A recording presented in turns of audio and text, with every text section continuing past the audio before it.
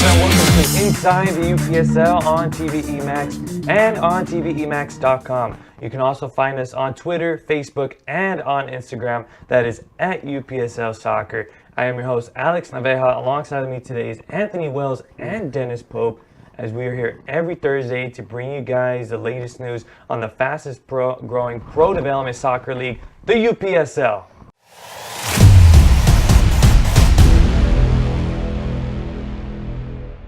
I would like to welcome you to Off the Top, where we bring you the top 3 topics in lower division soccer. First off, we have a lot of news brewing up in the US Open Cup in the 4th round quarterfinal. The quarter qualifying, the blackout going on currently. Seriously, gentlemen, what's going on here? Well, so it started last weekend with the games for the 4th round of qualifying for the US Open Cup not being available to being viewed anywhere. ESPN Plus and United States Soccer Federation announced an agreement on Friday that they would move forward as the official broadcast partner of the US Open Cup, and they asked all teams participating, all teams hosting games to not stream their games, to not make them available at all, or there would be penalties. And so there was no basically way to view these games. There was Twitter updates and things like that, but you couldn't find these games online anywhere. And a lot of these teams had already made promises to sponsors and partners and things to put their name and logo up during these matches, and all that sort of revenue and that partnership could potentially is lost. So it's financially detrimental to these clubs what has happened here, and it's definitely unfortunate. It's a strange decision that was made. There's no real rhyme or reason for why they did it in the announcement. It just said what they were doing and what they were doing going forward. There was no reason why they were doing the decision to black out these teams. The email just came privately, and so I let a lot of people scratching their heads what to do, what can we do, and unfortunately a lot of those games are just lost. Nobody who wasn't there will ever see them. There's fantastic games. There was some tremendous comebacks.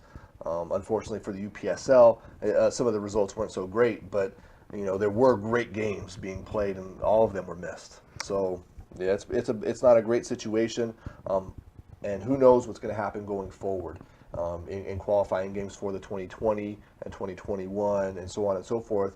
Those games take place in the fall, and in the agreement there's no stipulation as to what's going to happen. Is ESPN Plus going to also broadcast those games? Are those games available to those teams to broadcast? There's no answers yet, so it's a difficult situation. Yeah, it is frustrating, just like you said, not only for the teams and for the fans and for the people looking forward to watching these games, but as you said, it's frustrating because the games themselves, it's amateur games, but they're really high quality games. It's soccer that's being well played and that needs to be put out there. So it really is frustrating, but if there's a silver lining in all this, it's the fact that these kind of lower division games are already kind of getting the attention from the bigger networks, which means that the UPSL is kind of heading in the right direction, and for a bigger network to be like, hey, you cannot stream this, means that these games are actually getting those attentions. Obviously, is that a good thing for the people that are looking forward to them, for the teams, for the league? Of course not. But it shows that you've got good quality soccer there, and someone is taking a bite at the broadcasting rights, and unfortunately, it didn't come out the ideal way. But yeah. Yeah, I think it just in the most crucial weekend of the year for these amateur teams. Yeah. They've built up their entire programs to this point, right, and to not make that available to their fans is a tragic thing in my view. Of course, no doubt. As I always say, if you can't watch it online, try to travel, try to watch it there in person. As we were talking about that last week as well. Let's travel out to Irvine and the Santa Ana Winds game to watch that one. But speaking of results, who's in and who's out in the US Open Cup? So prior to the weekend, 2 UPSL teams had already qualified. Bavarian UPSL majors from Wisconsin, they had qualified through the tournament through winning the US Amateur Cup. So that automatically qualified them for the tournament. And so they didn't have to go through the qualification process that everybody else had to go through. They already had a slot. They were the first team pretty much entered into the US Open Cup. And then 2 other teams from the UPSL have qualified. Florida Soccer Soldiers, who went through qualifying, won their first 3 games, and then came to their 4th round game against America Soccer Club out of Orlando, but they forfeited, and so Florida Soccer Soldiers just jumped into the tournament basically through forfeit. Cal FC, they had to work their way through back to get to the tournament, and now they're in thanks to a 4-1 victory over Santa Ana Winds over the weekend. They were the only UPSL team to win a game in the fourth round, unfortunately.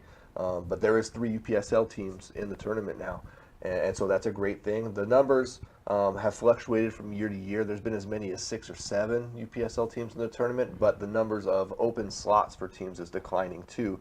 So it just figures that there's going to be fewer slots available, fewer teams in the UPSL joining the league.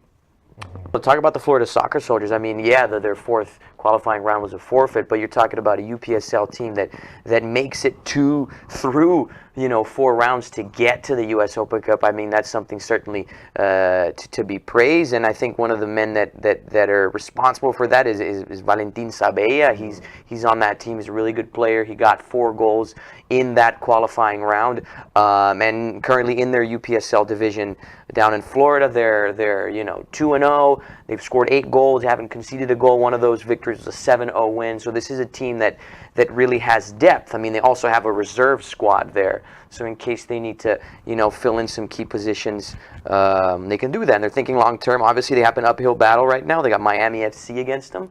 They're the underdog here. But of course, as supporters of the UPSL, I always tell people, watch globally, support locally, because there's always there's going to be a UPSL team near you, whether you like it or not, most likely. So we'll see what happens. I like that phrase that you said earlier, because I mean it's really true. Like this league is expanding and growing, so there's always a team around you. But the first round proper draw was announced today. What can the matchups tell you guys, or what does it tell you? The matches are based regionally, and so they are matched up as closely as possible to create some regional rivalries, I think, in this first round of the tournament. And it makes travel a little bit easier for the clubs. I think the longest travel anybody really has to do is there's a Portland team that's got to come down to play Cal FC. That's true. And so that's kind of a distance. In Calabasas. Yeah, in Calabasas. And so that's like a 2-day drive, give or take, But for the most part, I mean, everybody's sort of matched up super hyper locally. The matchup I'm looking forward to the most is the Milwaukee matchup. You got 90-year-old Milwaukee Bavarian placing not even 1-year-old forward Madison. And I think that matchup, here it is on the graphic. It looks, I think that's the game of the first round. Everybody's going to look to Bavarian. They were the one that qualified first for the tournament to do big things. And against this team that has sort of this momentum behind it, everybody likes the logo. The team is backed by Peter Wilt, who's this guru of amateur soccer, pro development soccer, and so it's got a lot of sort of hometown brew. I think they want to call this the beer cheese derby. This is going to be a good matchup. I like this one a lot. Yeah, I've got 2 matchups that I'm mainly looking forward to. The first one is the one that we were just talking about right now, Soccer Soldiers against Miami FC. Just for the name that Miami FC brings. I mean, if you guys remember Adriano, he played in, I believe, 2 World Cups for Brazil. He played for Miami. It was only 1 game, but they really have the name to bring a player like that. And they're certainly, I like to see a powerhouse in Florida. So to see a UPSL team go against them. And I also I'm looking forward to the Clash of the Titans here in California. It's Orange County FC against FC Golden State Force, which are 2 teams that are great players, great quality of soccer. 2 teams that are, very much consolidated here in Southern California, where there's a lot of talent. They're going to go head-to-head in Irvine, so that's something, that we can expect a really good game out of. And 2 former and sort of current UPSL fall season teams, so they run their programs in the UPSL concurrently as well. So there's some UPSL flavor there as well. There we go. Love that UPSL flavor.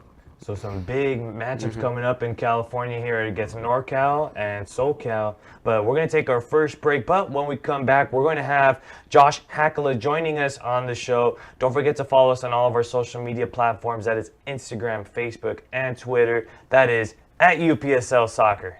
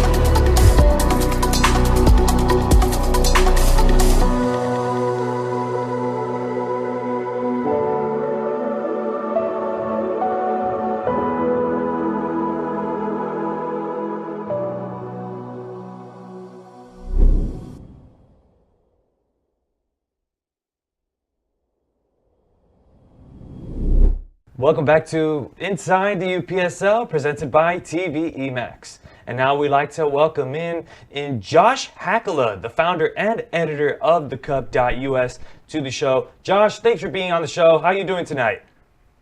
I'm doing great. Thanks for having me. Are those your paintings that are against the wall? Or who painted those? Those are my kids.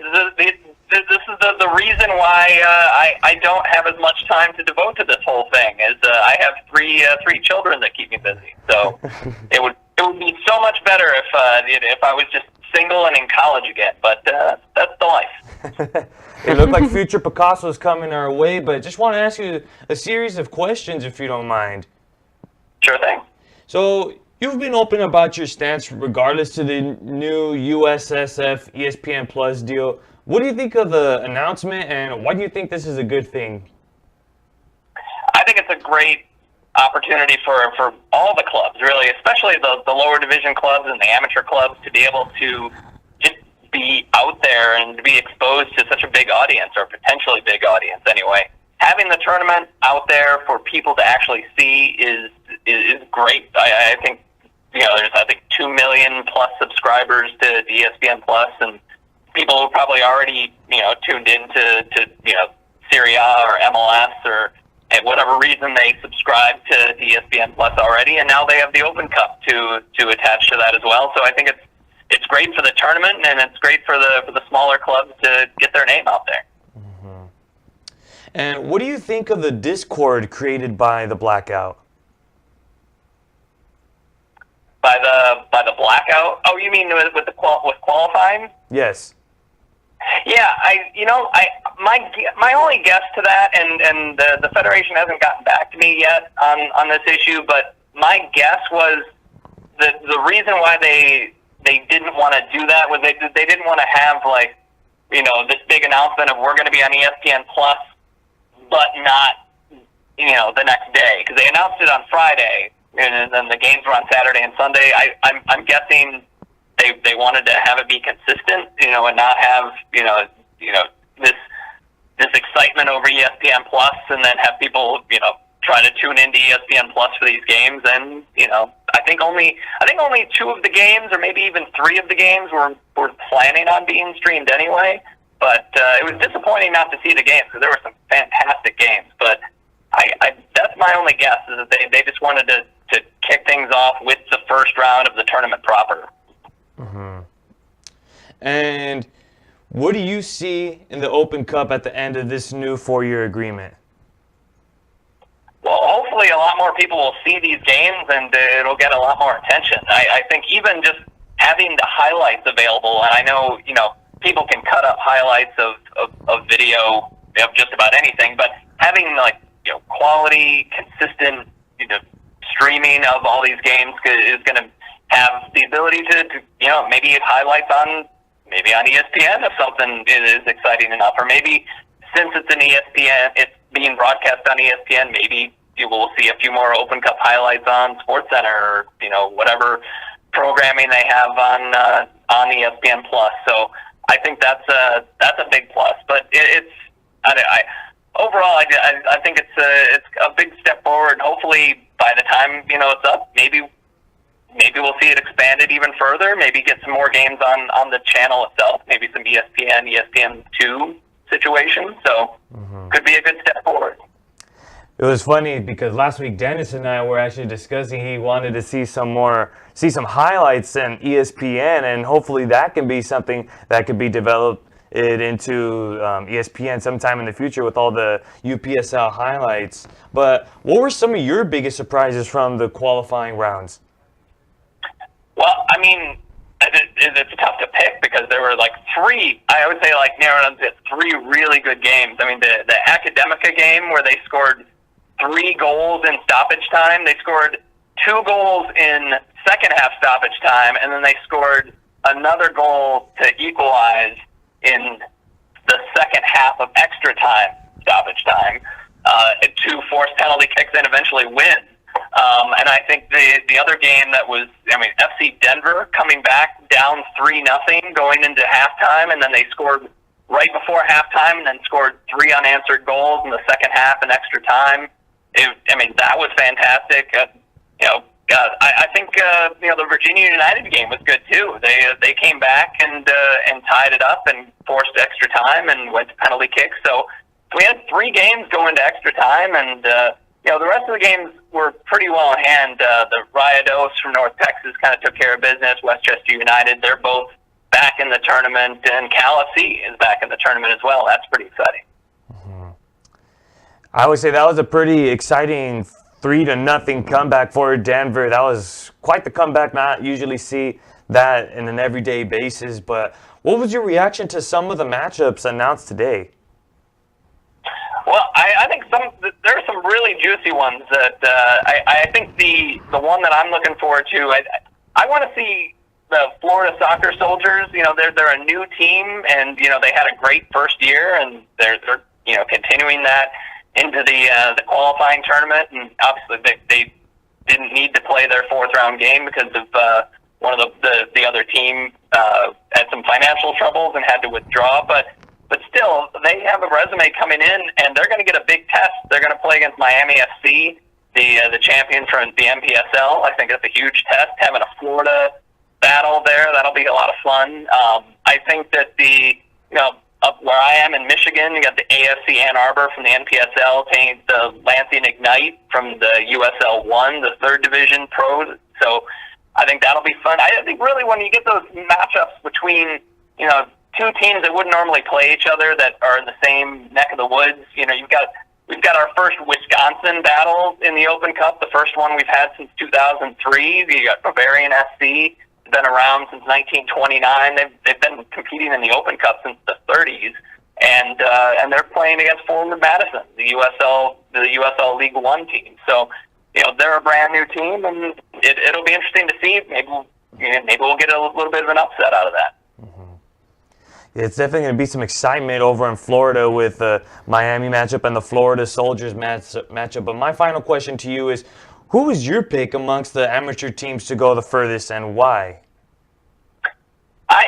I was looking at Cal FC, and they have added a lot of, I don't want to call them ringers, but I guess that's kind of what you could call the players with some Major League Soccer experience, some overseas experience, and they really bolstered an already strong team. Having that. Having an already strong team based in Southern California where there's just tons of talent to choose from, Cal FC has a lot going for them already, and the fact that they can add some players that played for the LA Galaxy. Danny Barrera is back, one of the heroes from their 2012 run where they beat the Portland Timbers. He's back with the team, and I think they could be really dangerous in this year's tournament. Well, we'll see how far Cal FC makes it to the tournament. We just want to say thank you so much for being with us tonight, Josh. Hey, anytime. Glad to be here. And that was Josh Hakala with us on the show as we step aside and hear from our sponsors.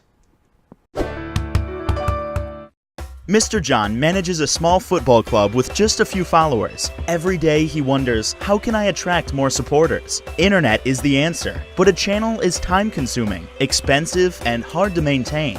Everything has changed since Mr. John met MyCujo, the football broadcasting solution for small and medium-sized clubs and leagues. Mr. John noticed how everything has started to change quickly when supporters and fans began to arrive. If you want your club to enjoy the same benefits as Mr. John's, sign up with mycujo.tv. Attract more followers for your club and empower its business now. MyCujo, democratization of football broadcasting. mycujo.tv. Welcome back to Inside the UPSL, presented by TV Emax. And now it's time to swing our way to the East Coast swing as we bring you the pressing topics across the UPSL East. We'll go ahead and start off with Florida as the American Pyramid blog produced its first women's soccer profile on Unity FC. What are you guys' thoughts on this new profile? Well, Unity FC is one of the 10 teams that's going to come into the Florida women's division here coming up this spring-summer season. And American Pyramid blog and their writer-editor John Panabaker spoke to Unity FC's Mark Ford about their program and what they got going on. They do have some special things happening. It is a scholarship program, so to speak, so none of the girls on the team have to pay a dime, and they do their best to treat these girls like professionals. and so it's a really cool program that they have going on. They're expanding and doing new things all the time, and so they deserve that kind of attention. They're one of the sort of movers and shakers in the Florida women's scene right now, and so I think they're just trying to get the word out, spread the word, and the American Pyramid Blog does a good job of that. Now we're going to shift our way over to the southeast as the Soda City FC moves on to a 4-1-0, winning 5-1 against FC Cardinals. No damage done to their record with that draw, correct? Earlier this season, they played to a 2-2 draw against Low Country, but Soda City is a quality program. They're a playoff team out of the Southeast Conference last year, and they're just continuing to show why they are successful by beating teams the way they are. FC Cardinals is a very, very solid team. Their owner and director, Andy Salandi, really puts a real good product onto the field, and see this sort of result is a little bit surprising. This shows Soda City's ability and sort of dominance going forward in that conference, and I think we can look for good things out of Soda City coming up here soon. They're going to probably attempt to qualify for US Open Cup 2020. Again, they were participating in the qualification rounds earlier this year, and they're just building. They're doing great things there in the Columbia, South Carolina, arena and area, and they're one of the coolest logos, by the way. They have a fantastic logo with the soda bubbles and the whole thing. And Columbia, of course, is like the soda capital of the Southeast. But yeah, super impressed by Soda City and this victory. I think this sort of raises eyebrows. You're starting to make me want a soda pop now, Dennis. We should go grab one right after. Yeah, pop. Right after, as they say, Some pop, that's right. Not soda. Pop City FC. It's pop. If it was up in the upper Midwest, it'd be pop, yeah, that's for sure. Now we're going to make our way over to Atlanta Caribbean as the KSA Pro is dominating over the division in recent weeks. What do you think about this as far as them dominating the charts? Well, they're a brand new team to both the Atlanta Caribbean and the UPSL, and I think KSA stands for Kalonji. I don't know if I'm getting that pronunciation correct, but Kalonji Soccer Academy. And to see them putting up these goals, clearly they're hiding some players. Like who are these players and where are they getting them? I'm pretty impressed by by the score lines they're putting up. They've scored a ton of goals so far, and they continue to do so week in and week out in that newly sort of refurbished Atlanta Caribbean Conference. So yeah, I think you'd look for their name coming up here at the end of the season as one of the potential playoff teams to come out of the Caribbean Conference. Yeah, and bringing this back to the UPSL in general, it's just really good to see this many teams that are starting projects and are kind of just really putting their heads in and they're thinking long term and they're putting good quality soccer out there on the field, and you have players that are committed to it. And I think that speaks a lot about the league itself. They have the support of the league behind them. They feel like the league is there in case they need anything. They're just that communication going. So it's just really a bunch of new teams that are just doing great, and then just KSA Pro, just one of them. Yeah, 12 goals scored in 2 games. I mean, that's something that really is impressive. So hopefully we can see more of these guys just keep up that great work. I'm curious to see how these guys finish. How many goals are they going to finish up by the end of the year? This is just 2 games, and already with 12 goals, pretty offensive team right there. Yeah, very offensive. Very offensive. Going to have to get some defensive teams. You have to shut them down. As now we're going to make our way over to the Northeast as the Juve Pro is getting pretty hyped up over there now with all the promotions that are going on in their social media platforms. Who's your pick to win the new revamped UPSL Premier Northeast Division? Well, that's a tough one. There's a lot of really good teams. Last spring's champion, of course, was Mass United, and I think the ball is sort of in their half of the field, so to speak. Sort of come out and see if they've made any progress and what owner Jim Antonakis continues to do with that club. And so I think first and foremost you have to mention them. And Safira continues to be involved. Their program is just outstanding overall. Their futsal to outdoor program is one of the best in the country, and so I would definitely look for them as well. And Boston Siege too is a team that I've heard really good things from, and they're a team that just really gets to always kind of just like bother people. They do. That is a good characterization of them. But they're going to start actually in the second division, in the Northeast. So they're going to have to work their way up to promotion. But they're fully capable, I think. But they are a real, thorn in people's sides. Right. Yeah. Now our final stop will be over in the Midwest as the Indianapolis Old Boys, and that's spelled BHOYS. They opened the 2019 season with the win over Livonia City FC. How big of a deal is this win for the Old Boys? Well, to start their season off with a victory over a team that was attempting to qualify for U.S. Open Cup is a big on any level. I think teams that attempt to participate in U.S. Open Cup think something of themselves and their quality. And so, when you schedule a friendly against a team like that, I think you're expecting at least a little bit of quality, right? And so to see Old Boys do this is impressive. I think this is their first game. They've done a lot of hard work in the off season since last spring to get where they are now, and so I think they're happy with their success in this game and what this means for their program going forward. I love that they put the H there. Certainly makes them stand out. You remember the boys with the H? That's them, I think it's Gaelic or Irish. I don't know. Which Maybe. One, yeah. Even before the show, I was questioning Dennis. Are you sure there's supposed to be an H on the boys? But he told me yes, that's the name of the team. It's not a typo. It's correct. There you go. Just making sure Dennis, we got it correct, but he did. He got it just right. But that's going to be the end of the song called the East Coast Swing. But when we come back, we're going to go and say what's up to the UPSL West Side when we come back.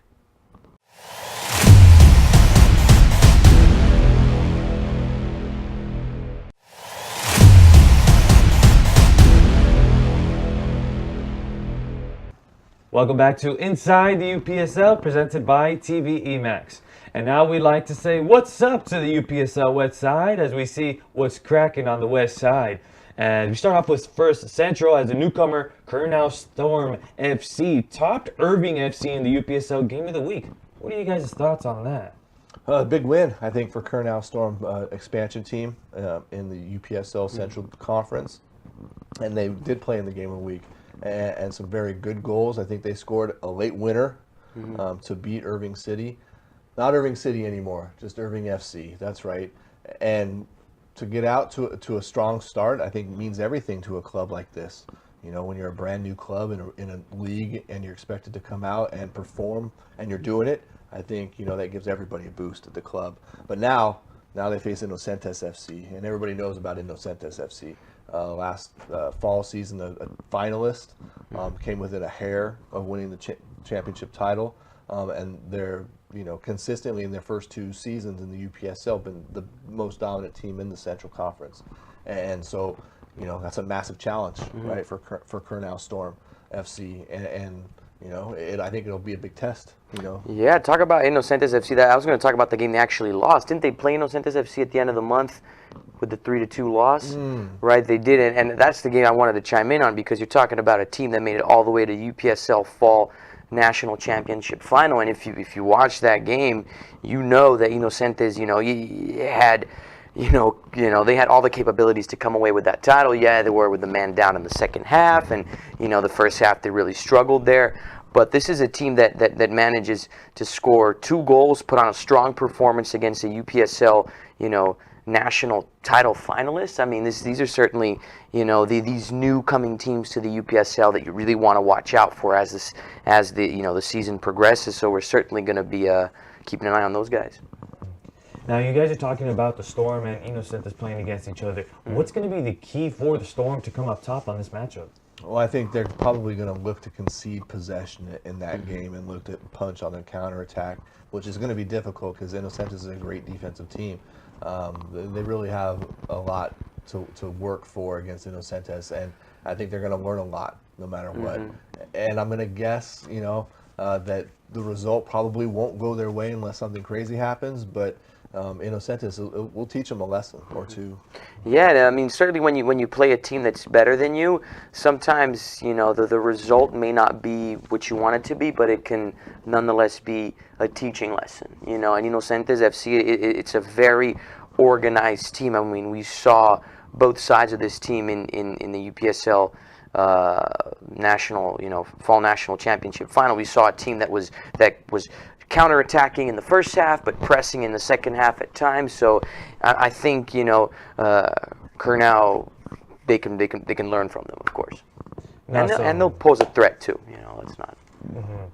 Now, some big things going on in the Southwest as far as the Southwest FC and FC Denver playing quite the epic matchup. It was FC Denver down 3-0 and then rebounding? How? Well, nobody saw it, so nobody really knows unless you were there. But it happened, and they scored the winner in extra time, which means heartbreak for UPSL club Southwest FC, who had, really done a really difficult job in qualifying so far. They had to do a lot of travel, a lot of back and forth, and to get this game at home and to go up 3-0 and to just to have that happen has got to be crushing. I don't know, what it's going to take for them to bounce back, how immediately they can bounce back for this. The UPSL season in the Southwest will start pretty quickly, and so they won't have a choice. But when you get to that point, right, you're on the verge of potentially playing a team at a higher level and changing the fortunes of your entire club, right? And you're up 3-0, and you think, we got this, Right. At the end of the game, you don't got it. It is heartbreaking, It's the UPSL, everyone. You got to watch it. It's just crazy. And you also talk about Southwest. It's a team that it's a fantastic team, but it's games like this that you really start to see the effect of the schedule. You got to play a lot of games. You got to travel, and then you finally get a game at home. You got the nerves. You're up 3-0, and then you start to feel that fatigue. And once that first goal comes in, hinders your confidence. That second goal comes in, you're like, wait a minute, they can actually pull off, the comeback. That's what happened.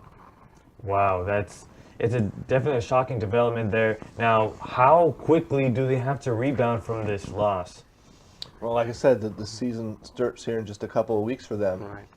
How quickly can they regroup? What portion of that roster will be maintained in the UPSL season? A lot of questions still need to be answered for them, but it's going to be a difficult task. They have to regroup quickly. It's going to take some serious practice and preparedness to get ready for the teams they have to play during the regular season, including Sporting AZ. They're no joke. They're going to take it to you, and not feel bad about it. So yeah, they got their work cut out for them. Yeah, absolutely. And it's not just only about regrouping, but regardless of the players that come in, you only have a certain amount of time to develop that chemistry. And you talk about a team like Sporting AZ. This is a team that they've been playing together for years. They know this tournament better than everyone, and they've got the players. And everything. So it's all about exactly as you said: rest, recuperate, train, get the chemistry back up there, and just play some soccer. So Southwest FC's got to make some big moves, shifting their attention elsewhere, as now we're going to make our way to the Mountain region. As can New Colorado Amateur League be the change needed to fight state soccer chaos? Well, they're going to try, right? There's this new thing called the Mountain Premier League that's popped up, and it's starting to gain a little bit of attention up there. Colorado for years has been, and they'll admit as much, a very influx situation with the way they handle their adult leagues and their adult teams. The UPSL tried to come in there and create some stability, but that was undermined, for various reasons. And so now they're trying this thing called the Mountain Premier League and trying to do the same clubs in the same situation, just under a different name. So it's sort of, makes people roll their eyes a little bit. But if they can make it happen, there's definite quality in Colorado. I think everybody recognizes that. It's just a matter of managing that, sort of eccentricity that goes along with the teams there in Colorado. Shrug my shoulders. I have no idea what's going to happen there. Will the UPSL start another, thing again this season with them? We don't know yet. I don't think there's any firm commitment from the teams in Colorado yet to anything really. So we'll see. Yeah, and I think just for me in general, just any really project in soccer comes down to one thing: it's consistency. It's having patience and the vision, I think, to think long term. You might not get the results you want initially, but that doesn't mean that down the line, once you put in that work and have that consistency, those results aren't going to come. So then again, it's developing, and I think the team in there that's more consistent, I might say, is one that's going to come out on top at the end of the day. Agreed. Yeah. I hope they figure it all out. That'd be great to have a conference there in the Mountain Premier League. That'd be pretty interesting to have right there. That would be a separate thing from the UPSL. The Mountain Premier League would be a different entity than the UPSL, and wouldn't be. They would probably resist affiliation with the UPSL, and I think that is pretty safe to say. But if they can stabilize what they have going on there, then good for them. You know, whether or not the UPSL is there or not, really. So, you know, best of luck to them. Mm-hmm. Now we're going to make our way over to the Northwest. When will we see more Washington and Oregon teams up north? That's a good question. The rain is Right? scaring them up. Right. I think you know, there needs to be some sort of greater force happening in Washington on behalf of the UPSL than what's happening currently. You know, to build, you know, a foundation there for teams to sort of grab onto and want to be a part of. There's a few teams there so far, but that's not nearly enough. And so, and Washington is a good state that has a great adult league going on in itself, and it's got a couple of different leagues that really thrive there. One's the EPLWA, and the other one's like the Western Washington League. And these are good teams with like storied clubs that have been playing there since the 60s and 70s. And soccer's been big there, of course, up in the Northwest for a long time. And so these clubs are sort of the backbone of that, you know, of that Sounders revolution, of the Timbers. These are the teams that sort of at the grassroots level have supported that all this time. And do they want, you know, to be part of a national league like the UPSL? You know, are they happy playing in their state association, in their state league? And that's a decision they'll have to make. But if there is a change, it probably won't be from expansion teams popping up in Washington. There's already a lot of clubs there that already fill a lot of communities there, big and small in Washington. So, you know, I think it would have to be from the existing group that's already there, which would have to be a change in mindset for those owners and those teams, you know, to want to change what they're doing now. And what they're doing now is relatively successful on their scale. You know, they could always, you know, demand more and ask for more and create more, but they don't seem to have asked for it yet. Yeah, someone I think needs just in a nutshell, I think someone needs to just have the initiative to be like, we're going to take it to the next level. And with time, I think that'll happen. And hopefully they catch some sun every once in a while, right? So they can play some soccer. Yeah. I know. A lot of rain, but you can still play in the rain so long as there's no lightning. Well, I do not like playing in the rain. I like it. It's fun. Oh, man. Makes it a little more interesting with the rain. But now let's go to NorCal as we have one of the newcomers, Pájaro Valley United FC, off to a 3-0 start. Can you explain to me how they've been so successful being 3-0? I can't. Can you explain to me how you pronounce that again? Pájaro? I call it pájaro. Pájaro, right? Pájaro? Bird in Spanish, Yeah. right? Okay. Portuguese saying pájaro, yeah. 10 Close, goals a in little 3 bit, yes. games. It's It's crazy, though. yes. Yeah, I think you know, that's exciting. They're an expansion team that's doing well straight off the bat. You know, I think that speaks well for expansion teams that come into the league to see other expansion teams doing well. Contra Costa FC, also an expansion team, also doing well right off the bat. So these two teams all of a sudden have jumped to the front in the Wild West Conference, and I think that's probably going to make some teams angry, you know, that are struggling to get a little bit going this season, to see expansion teams come in and do so well. So hopefully good rivalries develop out of this. Yeah, and it says a lot about also their expansion teams, but it says a lot about the talent in the region. And more than that, it says a lot about these teams that are expansion teams or new teams being able to recruit them. You know, something's being done right off the field to get these players onto their roster. And, you know, the numbers show it. You know, you look at Contra Costa, you got 15 goals scored in 4 games. Like, you know, you don't do that if you're not planning things right off the field. I would say that has to do something with the coaching as well, correct? Exactly, yeah.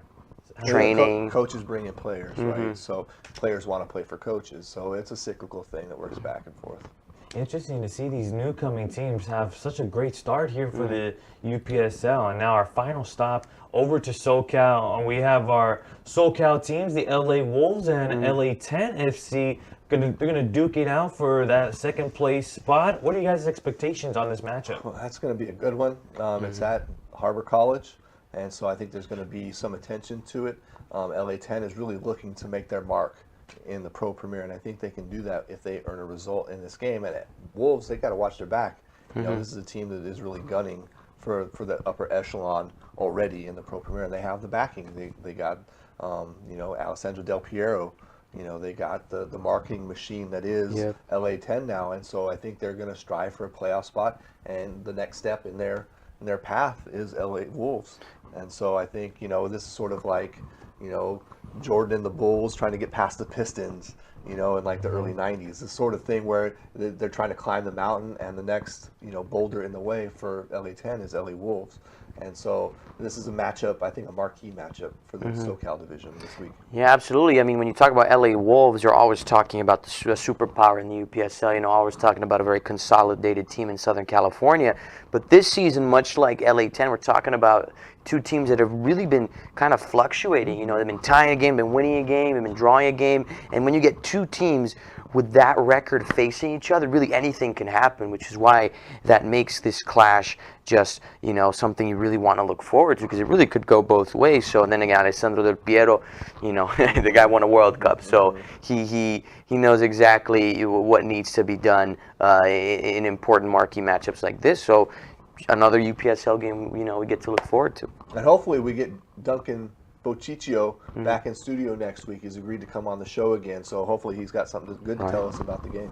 We look forward to have Duncan back on the show. Along with that matchup, it looks like some big things are going to happen over here in SoCal for UPSL West Side. But that's going to be all the news we have on the UPSL West Side. But when we come back, we're going to have Anthony Wells talk a little bit about some San Diego news. You guys don't want to miss out on that.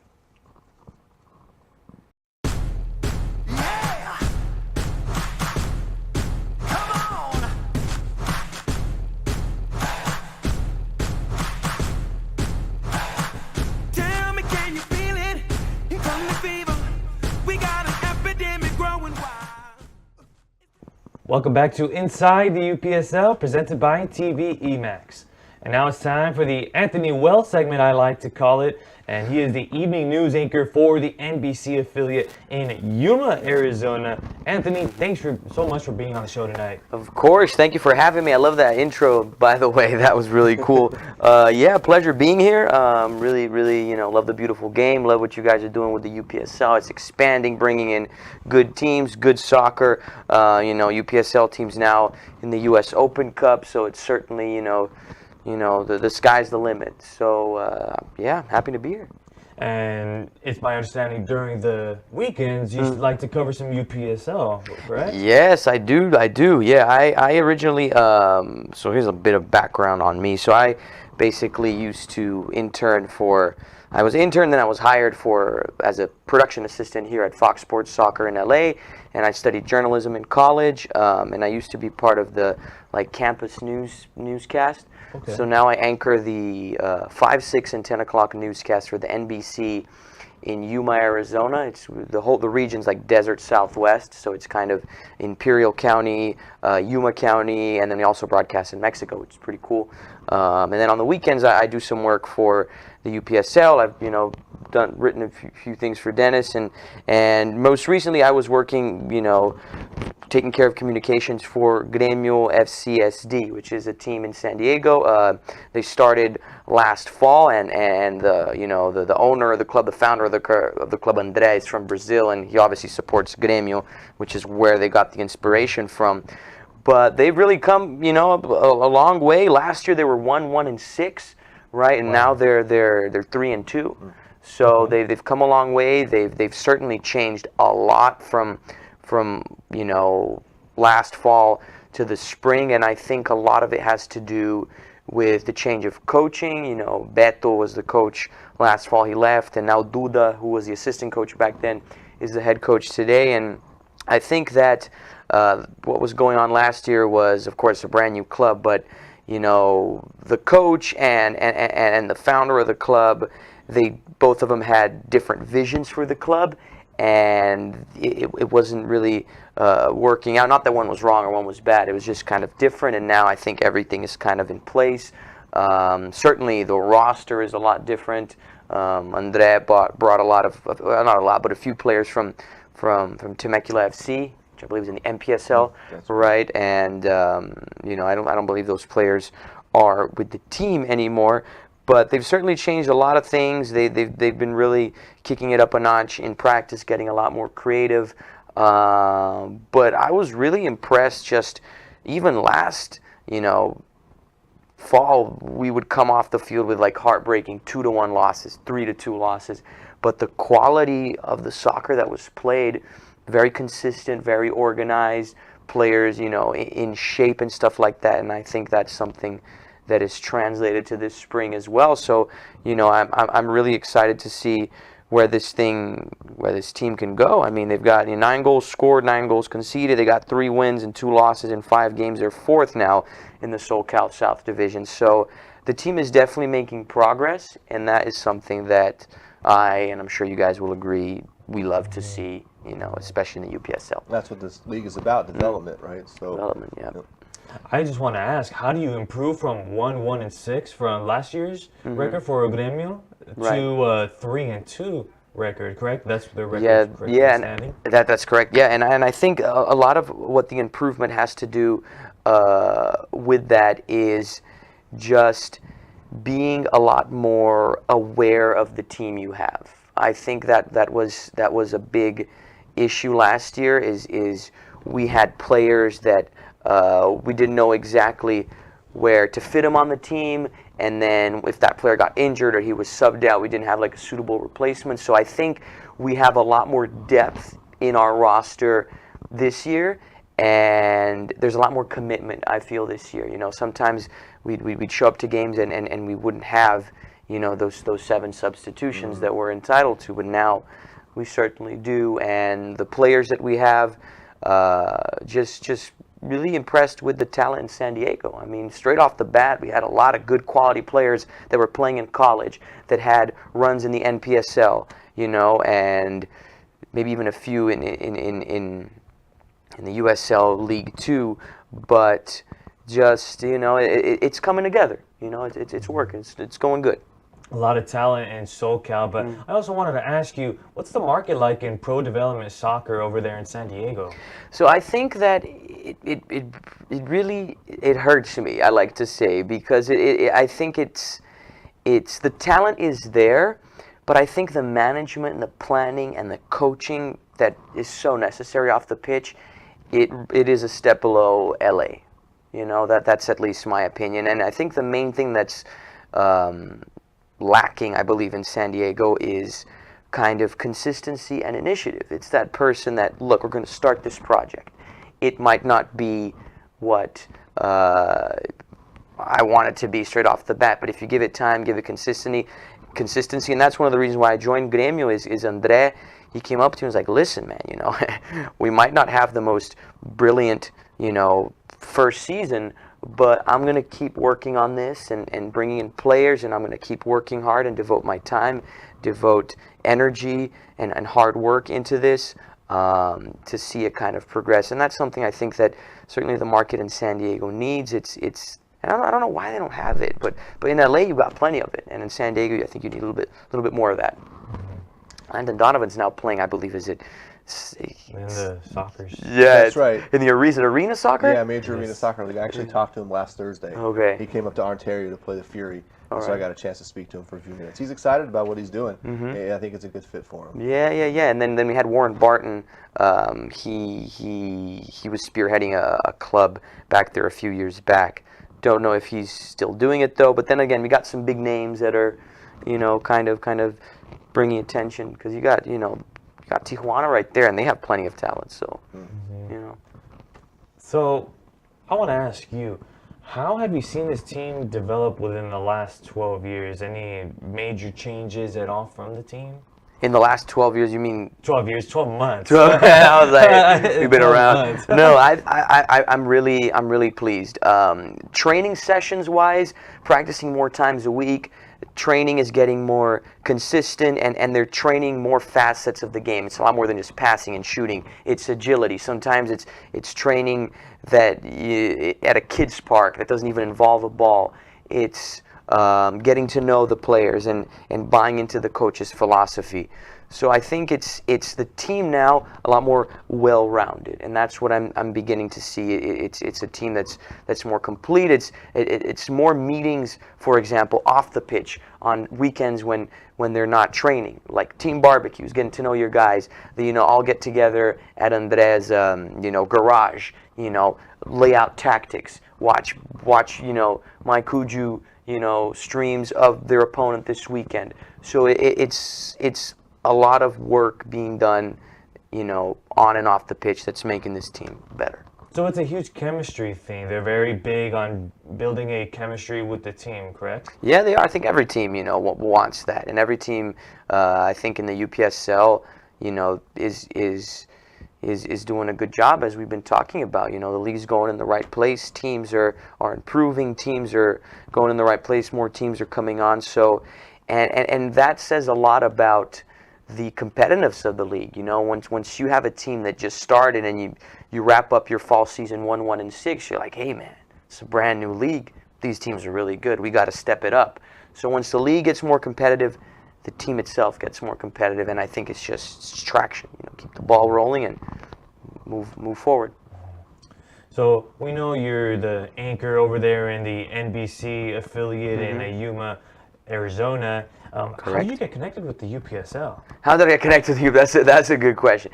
So when I was working at Fox Sports Soccer, my thing was, I'm a personality guy, so I like being on air, reporting, anchoring shows and stuff like that. But my real passion is soccer, and I think the broadcast side of soccer in this country is still, developing. So my boss at the time, he was like, hey man, if you have a few offers on the table for television news, but you can still do soccer on the side. So I was like, all right, what are the the lower divisions of U.S. soccer? And there's UPSL. So I just searched, UPSL soccer, director of communications, followed this guy on Twitter, and I was like, hey man, like, what do you need? I got you. I'm right here. So over the course of time, Dennis was, hey, can you write this article? Can you do this? Can you do that? And I was always, made myself available for whatever he needed, which led me here.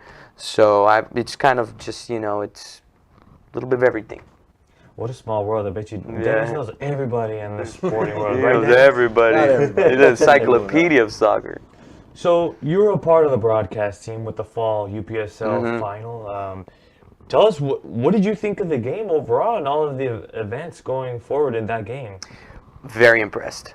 Very, very impressed with the game. I love the event, too. I love especially the energy of the Inocentes fans that were there. They came all the way from Texas, right?